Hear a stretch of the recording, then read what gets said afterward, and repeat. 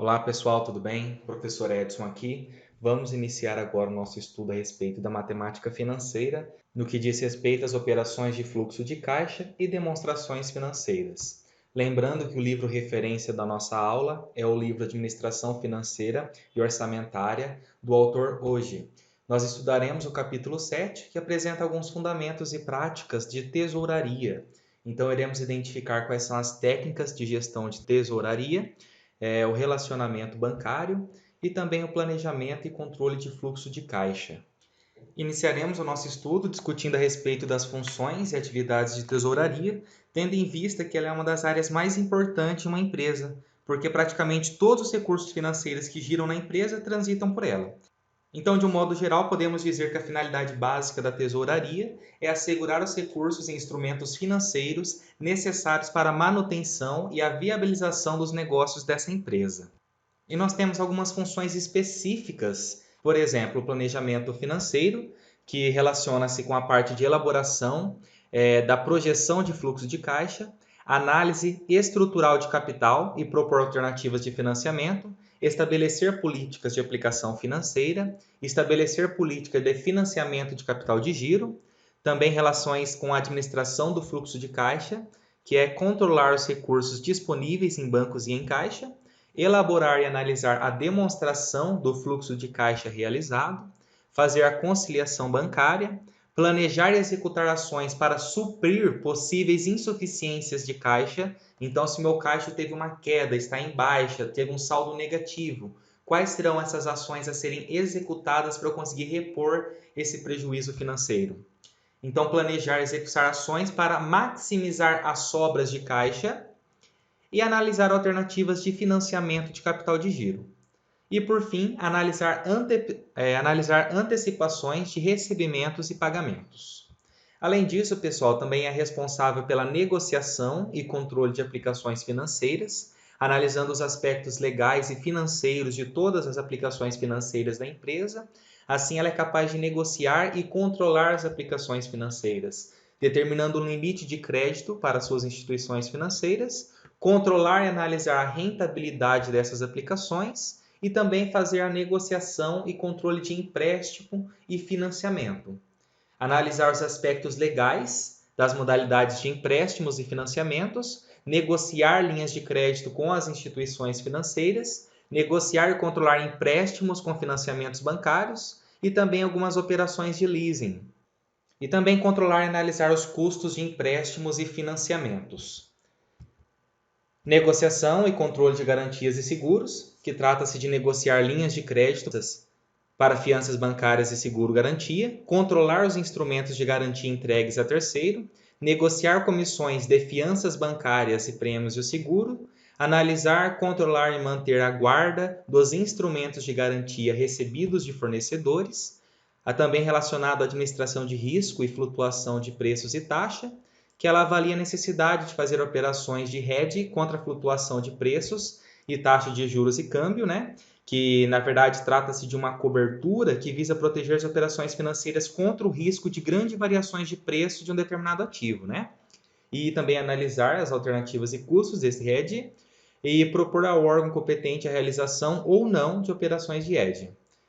Negociar e controlar operações de hedge e também operações de câmbio, que é controlar as operações financeiras em moeda estrangeira, registrar operações financeiras em moeda com o Banco Central, fazer fechamento de câmbio das operações de exportação e importação, negociar taxas de fechamento de câmbio, providenciar remessas de numerários ao exterior, quando você está trabalhando de uma empresa que seja multinacional, né, que trabalha também com dólar, com a parte de importação e exportação. Relacionada ao crédito e cobrança, ela analisa os cadastros dos clientes para concessão de créditos, cobra e recebe as duplicatas nos respectivos vencimentos, cobra e recebe também saques de exportação, controla essas duplicatas em carteiras para uma possível cobrança bancária, controla então esses eventos financeiros contratuais e negocia também a novação de crédito.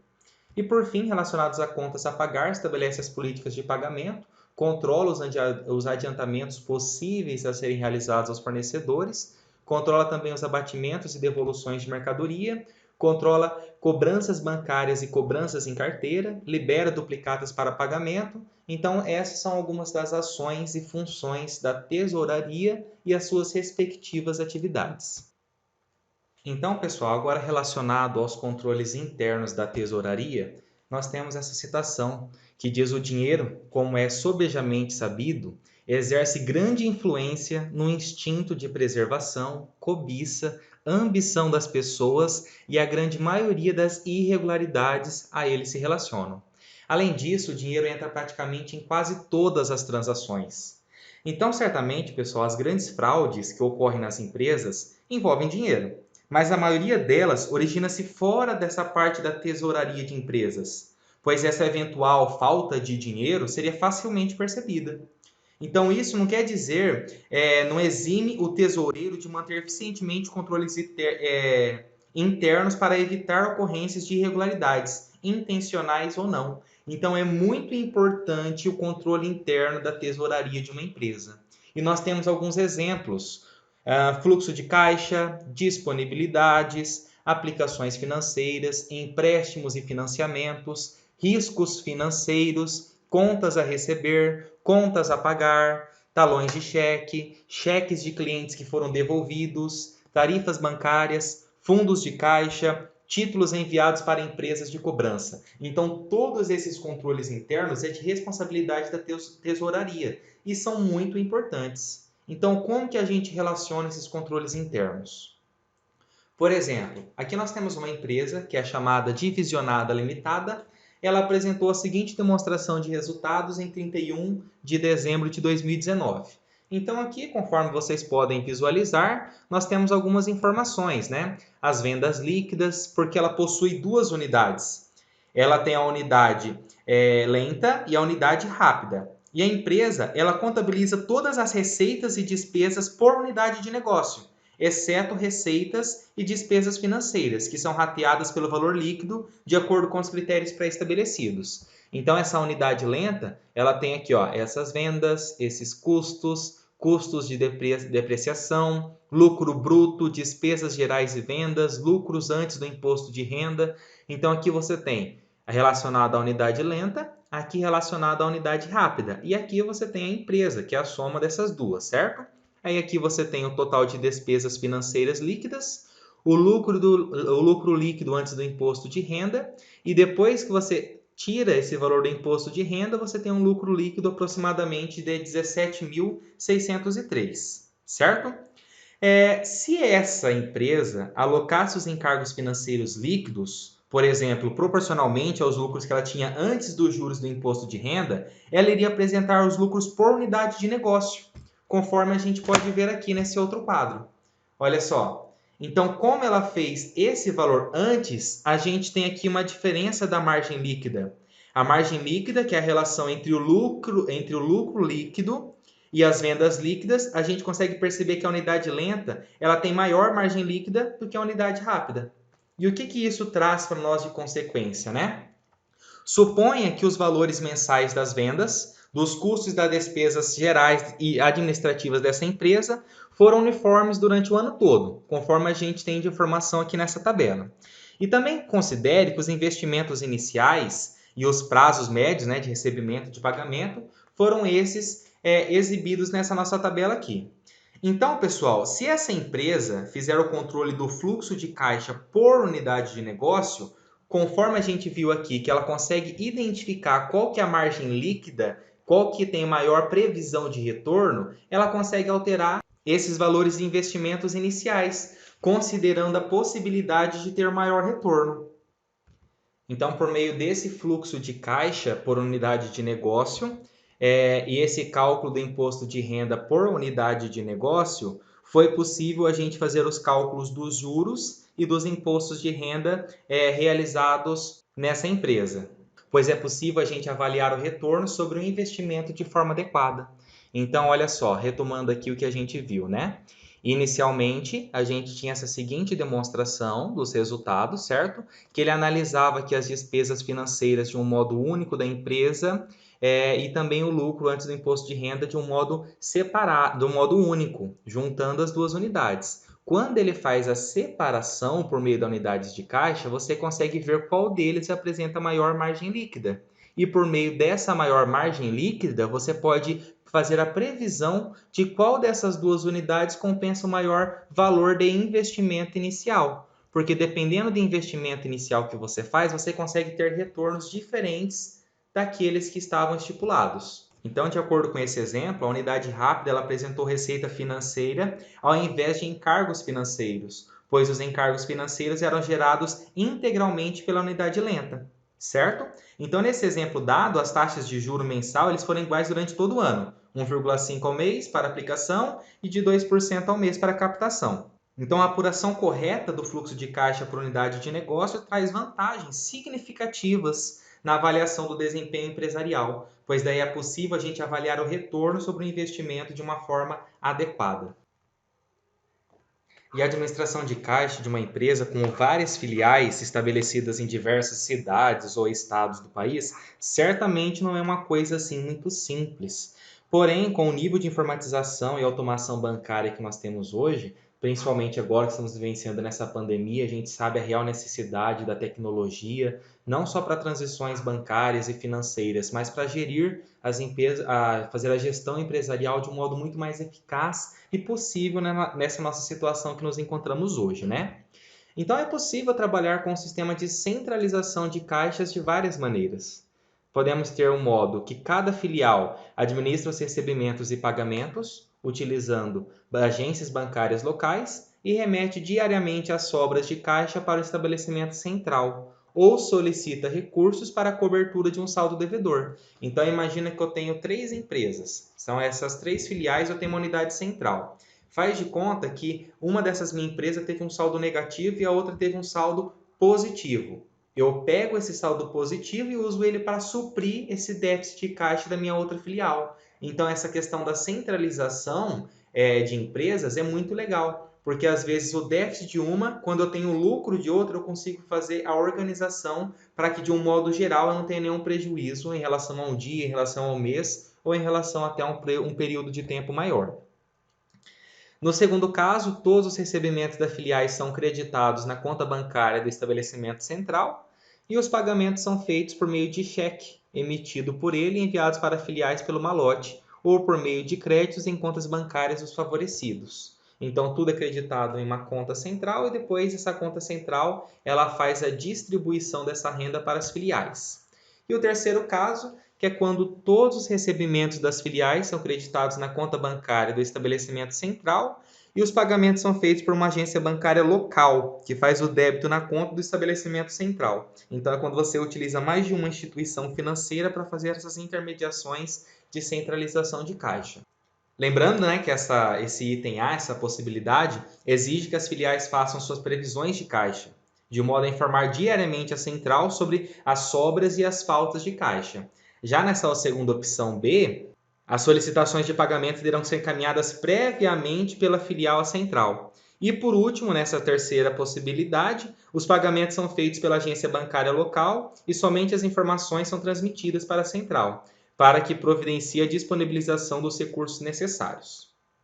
Então, nós também temos diversas outras formas de recebimentos e pagamentos que elas podem ser adotadas por uma empresa, podendo mesclar essas formas que a gente citou ou também pegar outras, de acordo com a conveniência e facilidade operacional existente.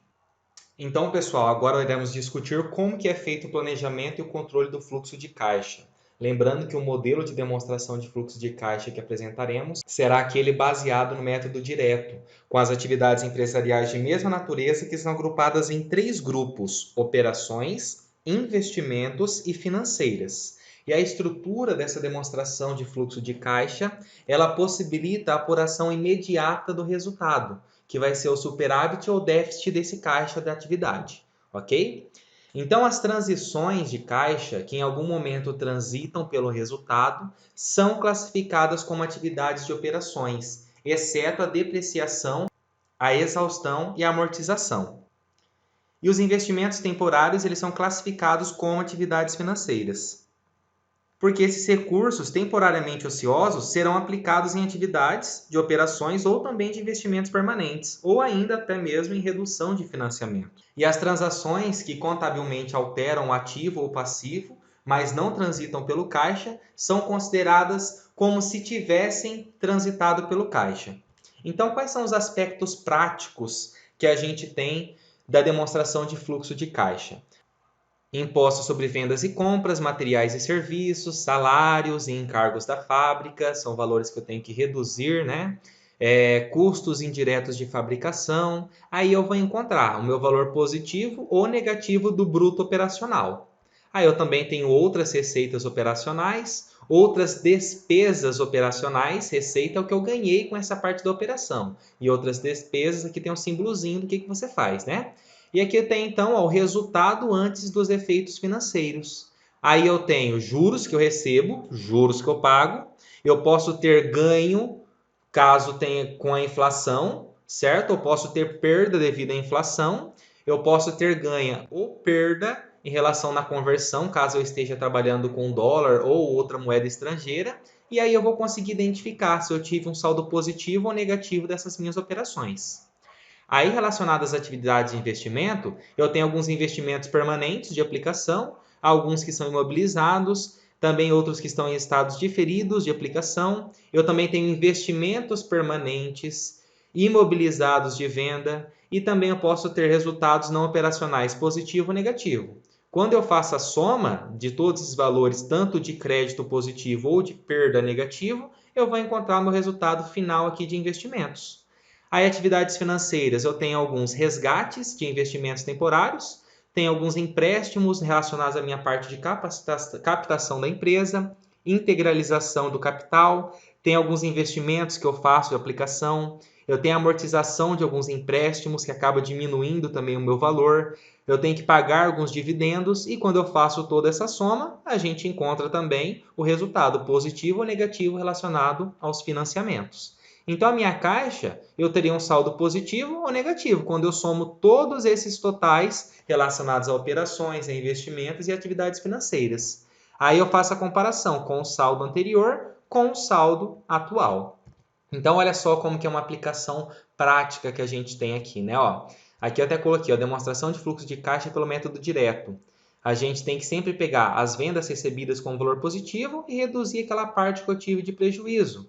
Olha só esse exemplo aqui, ó. Meu saldo inicial do caixa era de 5.195. Aí eu tive uma cobrança de duplicata. Então entrou esse valor. O que que eu faço? Somo. Depois eu tive um débito de tarifas cobradas, foi um valor negativo, então reduzo. Aqui, então é muito tranquilo isso, galera. Você só tem que analisar o que entrou no meu caixa, que são valores positivos, e aquilo que eu tive que saiu do meu caixa, que são valores negativos. Quando eu analiso tudo que entrou e retiro tudo que saiu e faço essa relação com o meu saldo inicial, eu consigo encontrar o meu saldo final do meu fluxo de caixa, ok? Neste caso aqui, ele utilizou do dia 1º de 8 de 2001 até dia 30 de 8. Então, nesse caso, ele fez quase aqui uma análise mensal, né? Do que aconteceu com essa nossa empresa.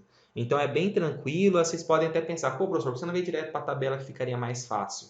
Porque também é muito importante a gente compreender o que são atividades operacionais, o que são atividades de investimento e também atividades financeiras. E a partir disso, a gente conseguir fazer as operações de caixa.